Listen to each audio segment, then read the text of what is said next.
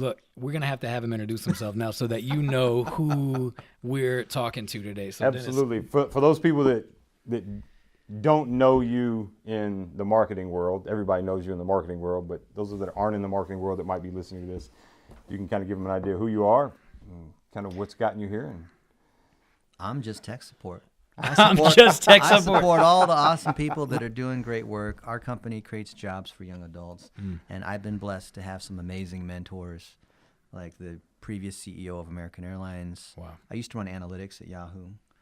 I built a website for American Airlines just over 20 years ago. Nice.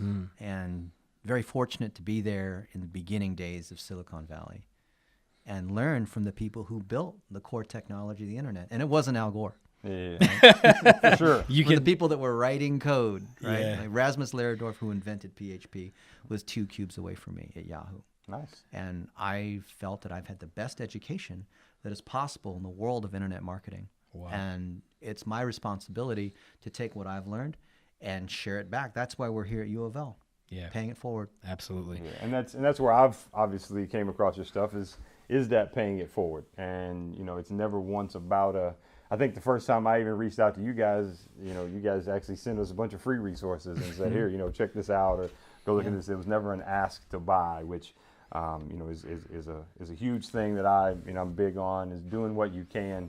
What's the Zig Ziglar quote? You help enough people get what they want, then you'll have everything you need. So Absolutely. So can you tell folks your name and the name of your company?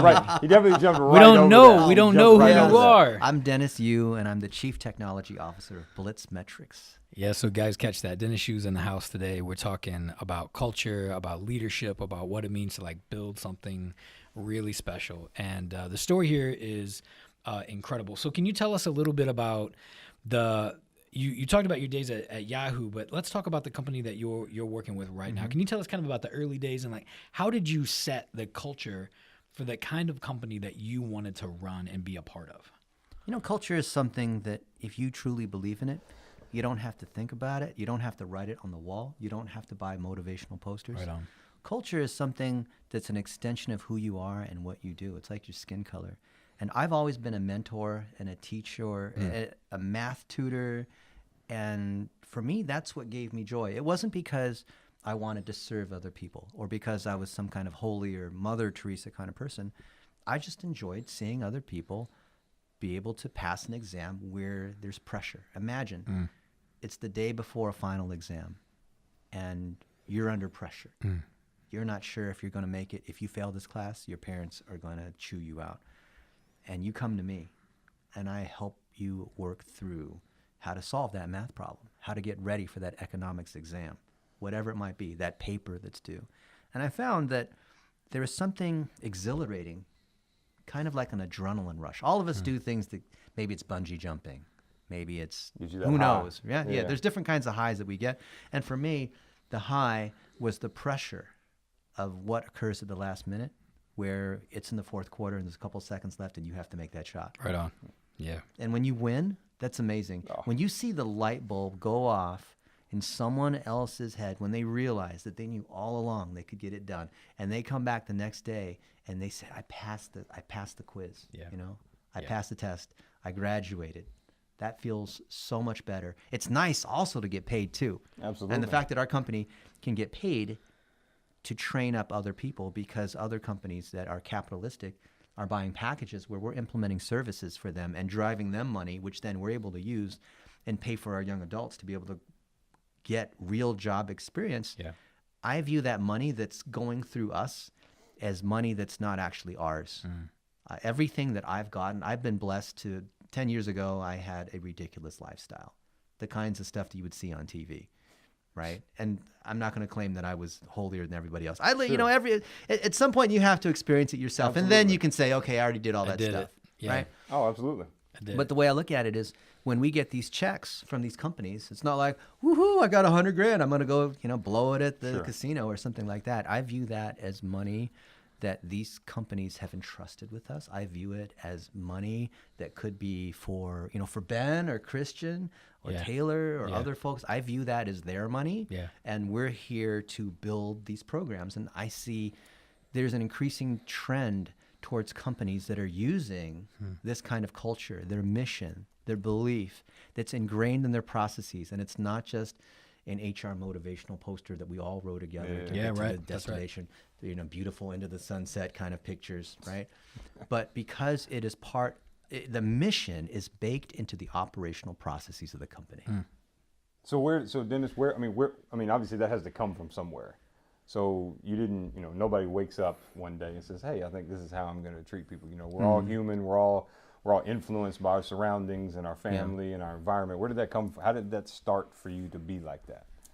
I'm Asian, and I was always good at math. Okay. And I competed in math counts, and I just enjoy. What if you're good at? You just enjoy doing more of, right? Okay. So was that your way of fitting in the social circles when you came to the States? Was it easier? You found a way you could. I don't want to say make friends, but I made a lot of enemies actually. Yeah. Understand. Because I'd come in and blow everyone out of the water with the math, and people just get leave. jealous about that. Yeah, well, I didn't speak English, so I would just do the math. Yeah, who's he? Right? Yeah. And now I speak English as well as anybody else. Sure, absolutely. Right? Absolutely.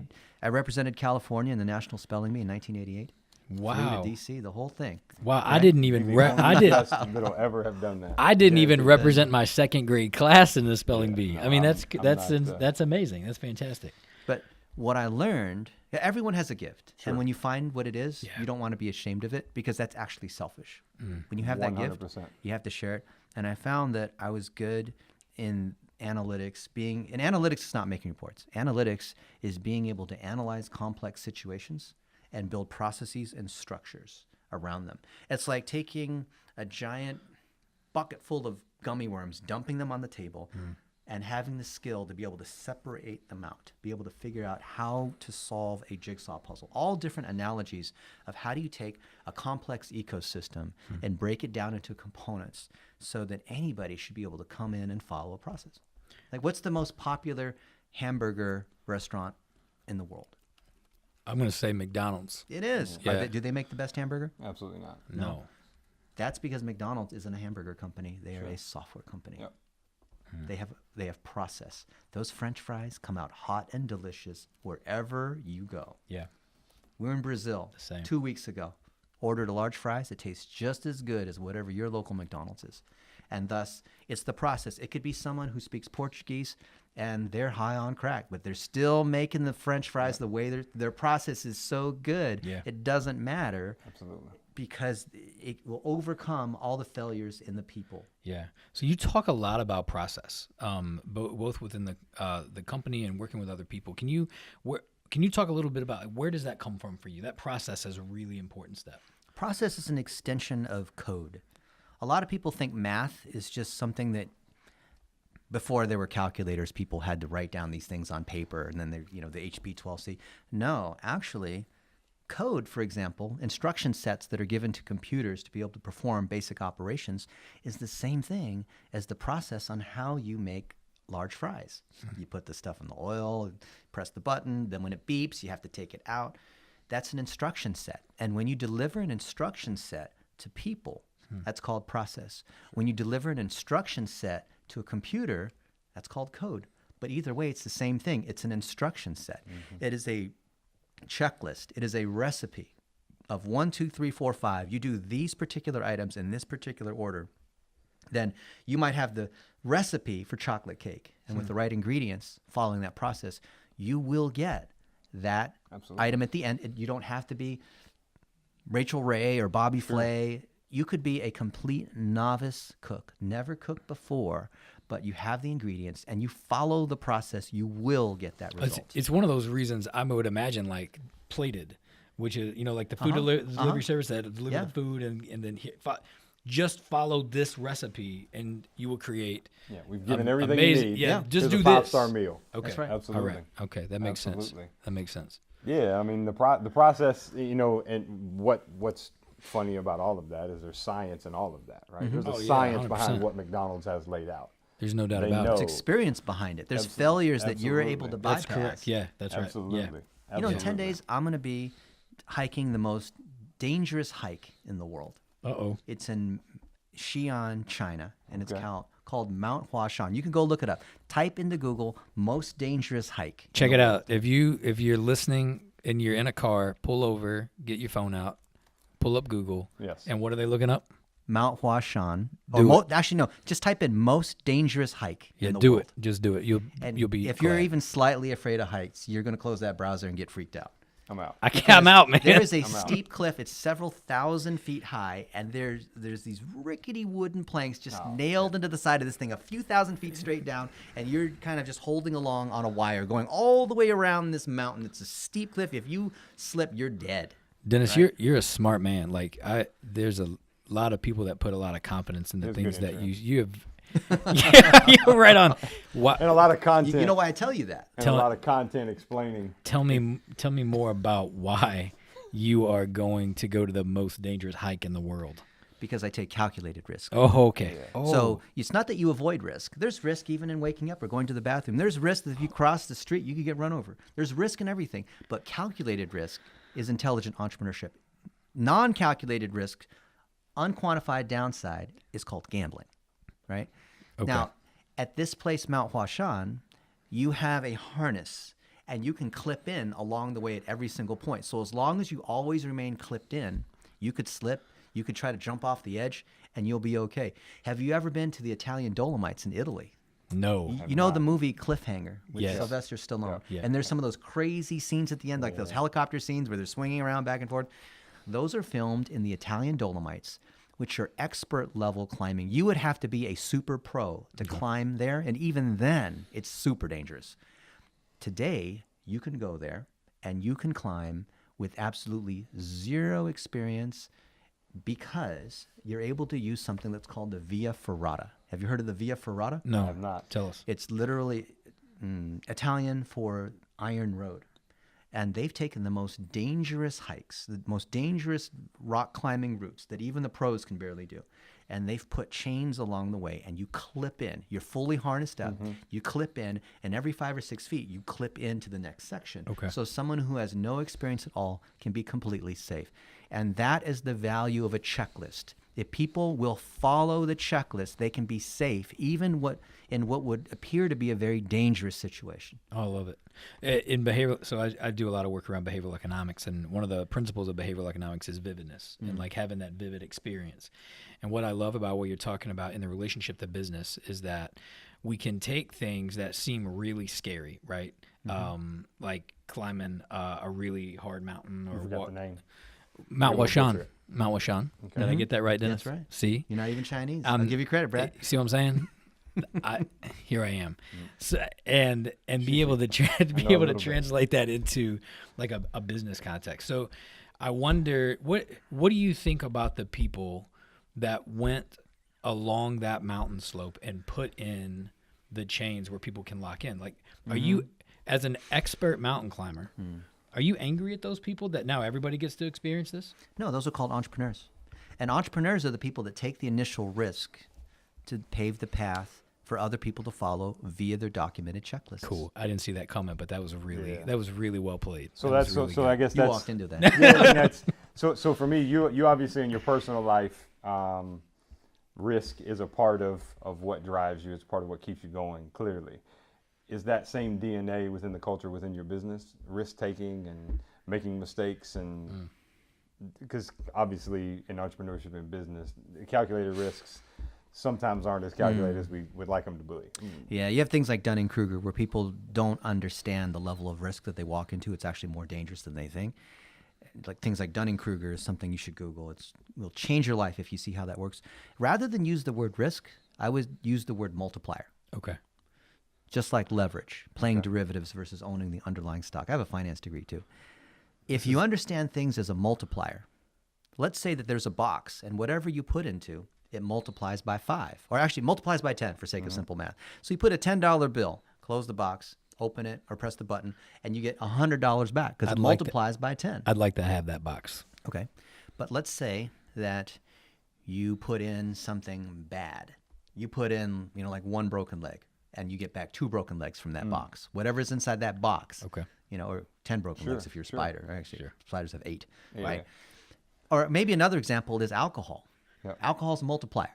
So you don't ever want to drink when you're sad because it's going to make you sadder. Right on. But if you drink when you're happy, you have a beer or two, maybe it'll make you happier. It intensifies the experience. And when you look at risk, when you look at entrepreneurship as a multiplier, you could take something, you put $1,000, and what did you say? You had $3,000 and you took $1,500. I had Yeah. $1,500. Yeah. and you went to Australia, and Oh, that's yeah, kind of yeah, like Australia, gambling, right? yeah. That's like betting everything on red because you don't know what's. Did you have It's a calculated risk. Yeah. Did you have your return ticket when you bought that? I did. Well, you have to get into Australia. Okay, So, that's yeah, okay, Yeah, with they, the yeah, they want visas. that later. Yeah, I did. That's Yeah, I true. wasn't gonna get stuck over there. I had kids, so I Yeah. can't do that. But I But get. it's But I risk. definitely understand. Yeah, and I think that's a lot of times. What can I do with this, right? Or what is my return? It doesn't always make sense from an up and coming business to hire out an audio and video guy for Mm-hmm. most people because it doesn't show up on your bottom line on your quarterly board report. Right. But for me, I understand the value of content, and now that I'm traveling these places and can literally film and consume these things, I can turn around and repurpose them in so many different facets that I know that the value of what I get, I'm actually getting a steal, irregardless of what I'm paying him. I'm getting a steal, so I understand that, and I guess that is that calculated risk, And what you both have in common in this area is that you both pay it forward, and that's an important principle of the culture of both of the businesses that you both run. Yeah, when he was talking about why he does it and why you do it, a lot, the biggest high I've gotten in my business is where the longest tenured team member of mine bought his first house, and posted that on, and he came from nothing and started with us, and seeing that that excitement, and they'll hear me talk a lot is, I want all of them. I'm not the highest paid employee in my own business, and they know that. I'm very, very transparent with it, because for me, it only makes sense to put the best people around you that you possibly can, pay them well, help them get and have access to and love what they do. Then it makes it easier for me. I've actually, and I was actually talking to Brad, I've actually over-indexed on this a little bit. Right now, I actually have a little bit of a culture that my team loves me so much, and they don't want to let me down, and they don't want to fail, that they're actually paralyzed to actually do certain things. And so it's I'm having to piss them off a little bit now, and shake that up a little bit. But I totally get it, and that's. You can see that in your work. This is the first time you and I have 100%. met face to face, and you can see that in how you do things. For those of you that don't follow Dennis, I recommend you Yeah, do, you need even if to. you're not in the business world, Yep. because there's things, and I'm actually going to have this conversation with Dennis off the record. But there's things, even if you're a coach, that he literally uses every day. I would argue that there's things that Dennis gives away on a weekly basis from his team. And I say Dennis, so Blitz Metrics gives away that if you're unemployed, you could have a job in about 30 days that you absolutely love just by applying some of the things that he does. Yeah. Easy. Tell me about why you believe in people. It's funny because Ben Dahl and I had this conversation last night until 3 or 4 in the morning, whatever it was. It's not that we want to believe in people. It's that to not believe in people would be so debilitating that it makes life not worth living. Oh, It's like saying, why would you believe in God? There's a certain amount of faith you need to have because there's just not enough proof if you truly are a scientist. Sure. You can only prove it halfway, and then you need a leap of faith. But the alternative, which is to say that there is no God and there is nothing but matter and particles and hard determinism, where there are no spirits or souls. Everything can be predicted. If you can go down to the molecular level, you can predict every transaction, every single atom that moves, a butterfly beats its wings, and you can trace it all the way through to something that happens. Yep. We would live in a completely mechanical Newtonian world. Absolutely. That is something that I could not stomach. Oh, And I believe it's better. If I have to choose between believing in people versus believing that we live in a random universe where there is no happy ending, or this is not the opiate of the masses, but this is where good things can happen. And I've found that It's not because of the secret or manifesting. You could say it's the Holy Spirit. You could say whatever you want to put in place of that. But that kind of belief, if you have that kind of optimism, not a fake, there's no weeds in my garden kind of, Right. I'm just going to convince myself that everything's amazing, not lying to yourself, but a realistic optimism, amazing things have happened. And Ben and I talked about some amazing things that have happened just in the last few months in our company that I could never have predicted, that are so incredible. Some of the business deals that we've had, some of the people that have joined our team, some of the experiences that we've been able to enjoy. If you've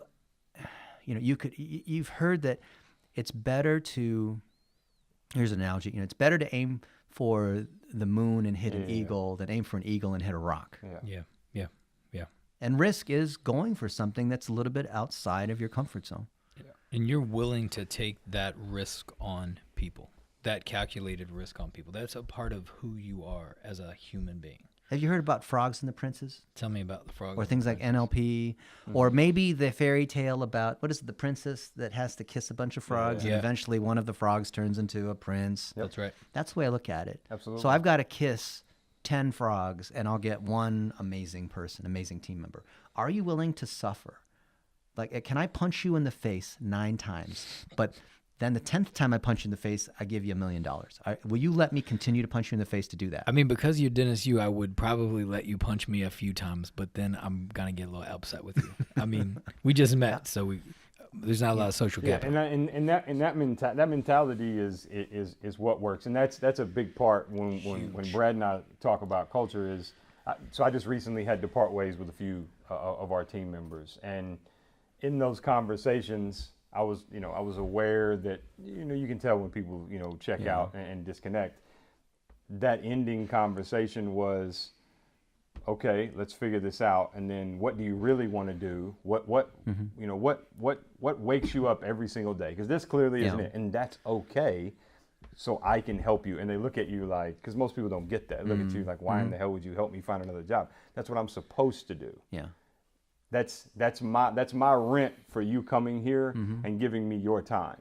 Yeah. And I told him, I heard a really, really interesting story at HubSpot's Inbound conference a couple years ago. And there's a room full of managers and executives, and I cannot remember the gentleman's name to save my life. And he starts off, he walks in the room, and you realize after the talk, so I'm probably giving it away if he still does it, but he's on the phone acting like he's on a conversation. He walks up to the podium and he says, all right, I'm off. He's like, we'll get started here in just a minute. He's like, how many people, have somebody back home in their office that they're, thinking about getting rid of? Of course, the entire room raises their hands. He says, well, how come you haven't gotten rid of them? And he starts and he tells about his mentor, and he was sitting Yeah. down one day and he says, he's complaining about an employee. He says, well, you need to get rid of him. He says, it's on a Tuesday. He says, okay, well, I'll get rid of him Monday when I go back to the office. He says, you need to get rid of him sooner than that. He says, well, I'll get rid of him Friday. No, you're going to get rid of him tomorrow. And he said he went in, he said, okay, I'll get rid of him tomorrow. Taps the guy on the shoulder, walks to the conference room, opens the door, turns around, the guy's just bawling his eyes out. And he said, what took you so long? And he said, for the last month and a half, I've gone home every single night and told my wife you were going to fire me. And you've demeaned me, you've isolated me, you've completely destroyed me. And then he tells the ending part of what his mentor told him. It says, not only are you going to let him go tomorrow, but you're going to spend the next 30 days doing every single thing you can to help build his confidence up and get him another job, because you've destroyed his opportunity from earning a living and having a life that he needs to have anytime in the near future.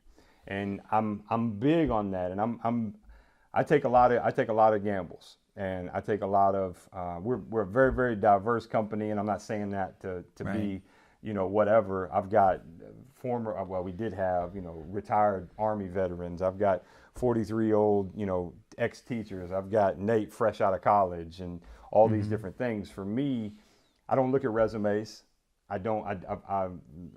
sit in an interview and I tell you, I don't dress for an interview. This is literally how I dress every single day. And I sit down and I'm going to tell you everything that is horrible and is going to go wrong. I'm going to tell you I'm an asshole at times. I'm going to do all these things because I don't ever want somebody to look at me and say, oh, well, that's not who I did this interview. No different than I don't want to. Right. So I wouldn't want, I've been on the other side of that and say, well, that's not the guy that interviewed me. Yeah. Yeah, he's talking to me like, what is this? I've never even heard some of these words before.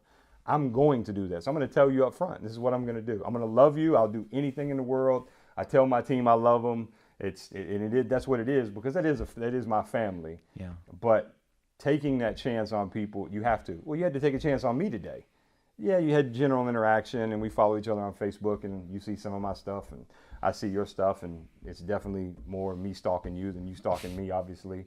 But a random question is, your typical, hey, you know what, screw it, I got to roll the dice, and maybe this guy won't cut me up and kill me on campus, and maybe this will be something that'll get some value out of it, and now we find out we know some of the same people and those kind of things. So. Yeah. I just believe in it. I believe in doing the right thing. So what I want to ask, and I know Brad, you've probably got some. I'm talking long-winded. What are some examples that you saw? Because obviously you worked in some big-time businesses when a lot of people would have given anything to have that education. Mm-hmm. Just observing, and you're obviously very observant in what you do. What are some things that you picked up? Because I started when I was 20 years old working in the automotive industry in sales, where the cast-offs of society go to get a job because most people won't work for 2 weeks and not make any money. Right. And I learned everything that I did not ever want to do had I ever been given an opportunity to be in the position that I'm in now. So what are some things that you learned that you knew, or obviously you don't have to name drop or use scenarios, but were there ever moments where you saw somebody or you were treated and you were like, I'm never going to do that to my people? Man, that's tough. Because I feel like I'm the villain where I've done those things. Okay, well, And, yeah, I mean, or you can do that, because none of us are perfect, and we screw up every day. I do. I literally make mistakes every single day. I actually feel, and I let my team know, if this doesn't work out and you're here, it's because I screwed something up. I let you down in some way. Yeah. So just over 10 years ago, I was making $85,000 a day on Facebook. So I was pulling in $1 million a week. And I was living a lifestyle that you would imagine what a younger person who really didn't know any better would live. And I rationalized my behavior about how what I was doing was completely legal.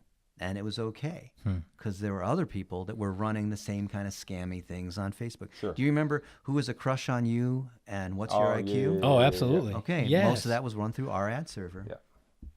Okay. So we Okay. generated a lot of money Sure, off of absolutely. that. And Mark Zuckerberg got pissed off. We even had a discussion about this, Yeah. right?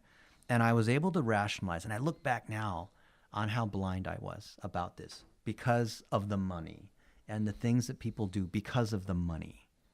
And I remember this wake-up point when, Neil Patel, he's big in the world of online marketing. He and I were hanging out at Disneyland. We were in line at the Pirates of the Caribbean. Cool ride. Great ride.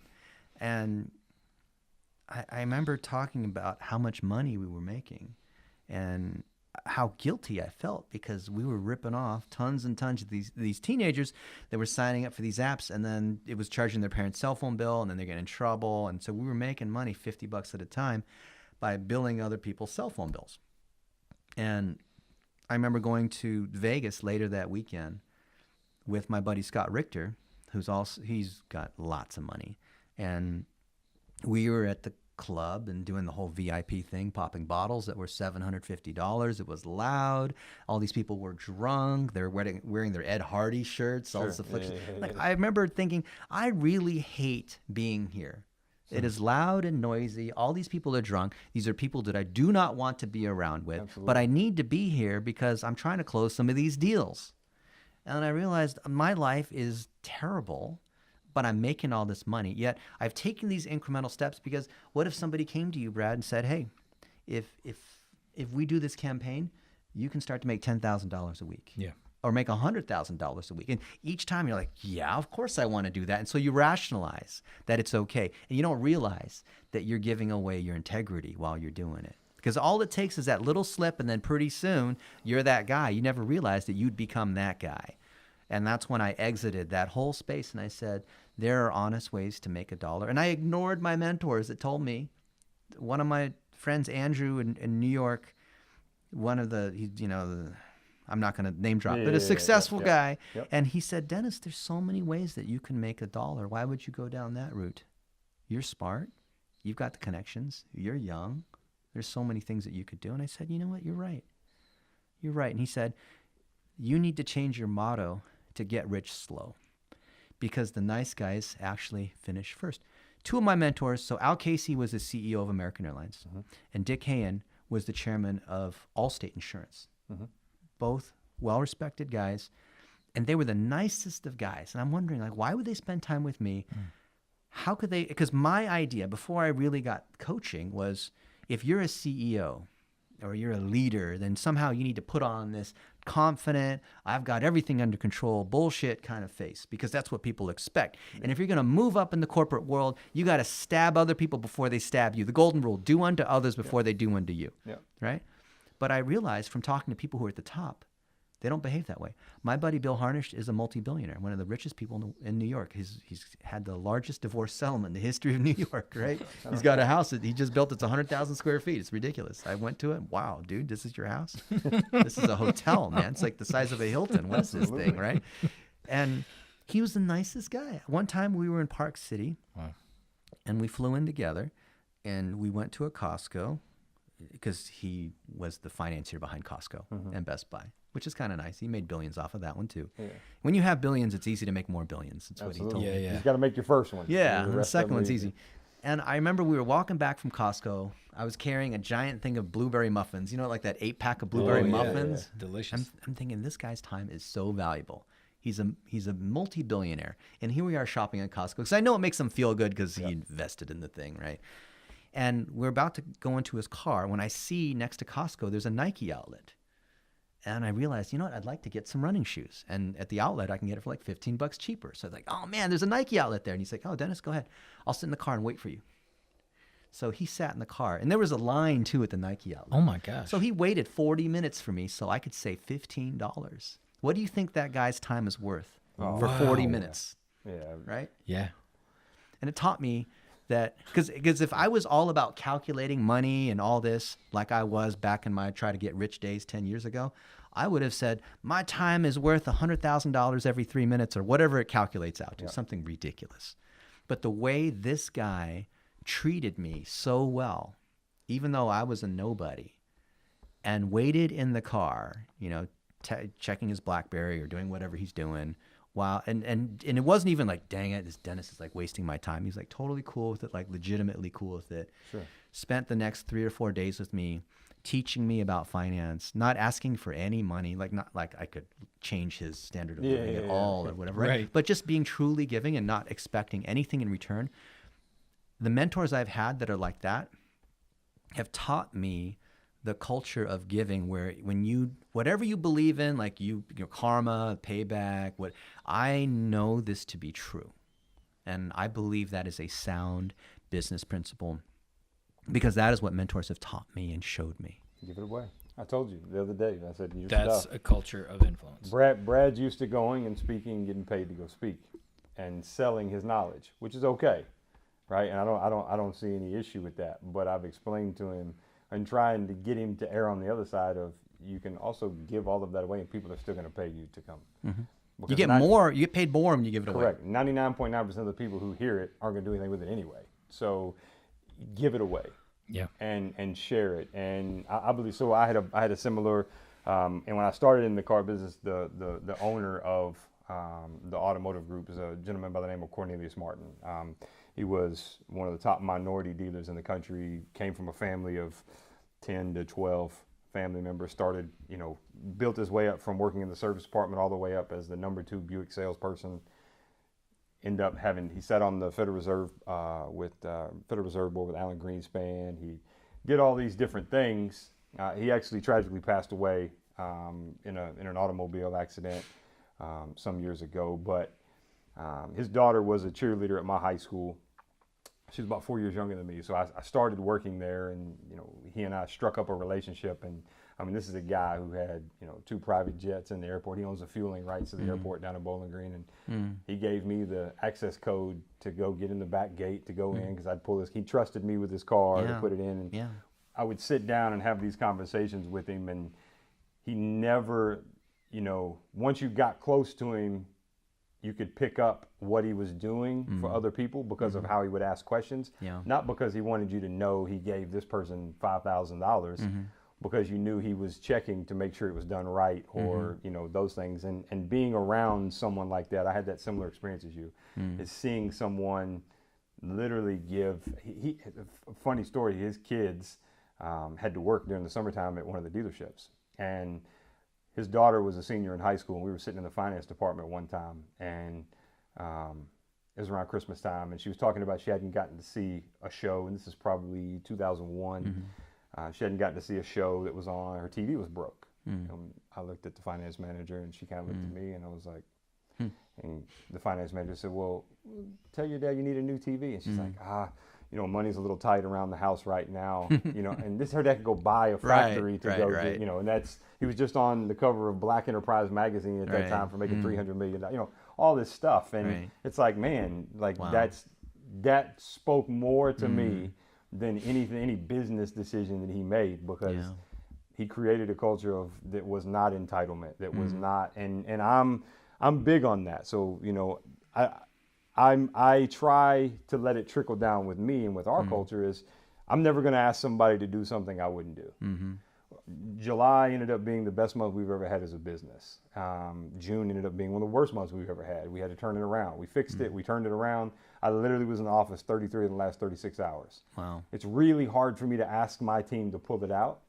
But I also had two guys that stepped up early in the month and said, you know, I'll commit to working 21 days straight to do what we got to do. And you got to have those things. And so many people will pick those things up. You know, I think Dennis, a lot of people see you as, I mean, you're obviously known as the Facebook marketing guy, you know, and you know, the $1 a day strategy is, you know, your thing. Still works. Absolutely. And we're going to use it with our book and this podcast. Yeah, so, we are. Yeah, absolutely. That's the strategy we're using. But I would argue that your biggest value into the ecosystem of the world is how you're actually empowering other people. Because Logan's not going to work with you forever, right? I mean, ideally, you'd like to think that. Well, it's not that he's working with me. It's that he has his goals and I'm aligning with his goals. And he's an example that I know his name and know where he's at. Yeah. But I have zero doubt that if he came to you and said, you know, I just need to spread my wings a little bit and do this, cool. Because you're doing everything every day to have somebody else step up and fit that role and to run with that. So, you know, we've talked tremendously, and it's late tonight. You've been talking and traveling. You guys have planes to catch in the morning. I want to be aware of using your time and your team's time, and how gracious it's been to have you here today. If you know Dennis as in the marketing world, now you know Dennis and the principles that he uses to lead and to encourage and to empower others. And I hope that's the story that people take away, that there's a backstory here around how life gets lived and gets lived well. And the guy can speak it because he's been on both sides of it. And there's a lot of power in that story because there's validity in it, right? There's validity in it. So I wonder if there's a couple things that you would recommend for our listeners around culture. What are one or two things that you really want to leave people with? Mentoring and helping others isn't something you do just because it's a good thing, but it's a good business practice because we all have finite time. If you can delegate out the repetitive things that you do, and we all have things that are not a good use of our time. Yeah. There's that 10 or 20% of our time where we're striking deals. We're doing things that are high leverage. That other 80, 90% out, you delegate that out to other people. You're giving them opportunity, and you're also saving your time for the things that are truly valuable. If you're working 23 hours out of every 24 hours, like I understand sometimes you have to hustle. Yeah. But you are going to be so burnt out, so useless. Yeah. Your EQ is going to go down to zero. Yeah. You won't be able, if there is an emergency, you need to be at full power for the team. You need to take care of your health, and the way to do that, to get your time back, is you have to delegate out. So the idea of mentoring and training up young adults, of systematizing your processes, is part of culture. Culture and process and strategy and checklist, to me, are all the same thing. Amazing. This has been incredible. I want to Absolutely. thank you for coming on the show with us and spending your time. You can catch us on the socials Yeah, at the Shane Howard. and at Dr. B Shuck. And At Dennis Yu. so look, check us out, Culture of Influence. Download the podcast. If you are, no matter what platform you're viewing us on, if you've liked what you've heard, if you've enjoyed Dennis, drop some comments. Let us know what questions you have for him. Maybe we'll get him back on the show at some point in the future. Give us 5 stars. And as Shane always says, if you didn't like the podcast, that's okay. You can just move on. You don't have to leave any comments or leave any stars at all. Absolutely. And I'm gonna do this, and he's not asked for me to do this, but I'm doing this because I actually do believe in what they do. If you're starting a business, I see it on a regular basis. Facebook is still the unattractive guy that none of the girls want to say they're actually going on a date with in a lot of ways, right? And if you're starting a business, you're welcome to reach out to me. I'm happy to share my testimony and my story on how Facebook is literally enabled us to do what we do in 43 different countries around the world and all this fun stuff. But Blitzmetrics, Dennis, Logan, the team of folks that they have over there and what they do, if you just follow them and you just Google them, and I've picked up another couple tips, but I won't release them out there to the world. I'll share them with Dennis after we're done on how you can even get more of information at no cost. But just go and learn and reach out and hit these people. Listen, in the world of business, Dennis is way bigger than Brad and I from a on paper success standpoint. But Dennis and I work very similar schedules. I can tell we're both night owls and up in the middle of the night. Dennis accepted my friend request on his personal Facebook page as soon as I sent it through.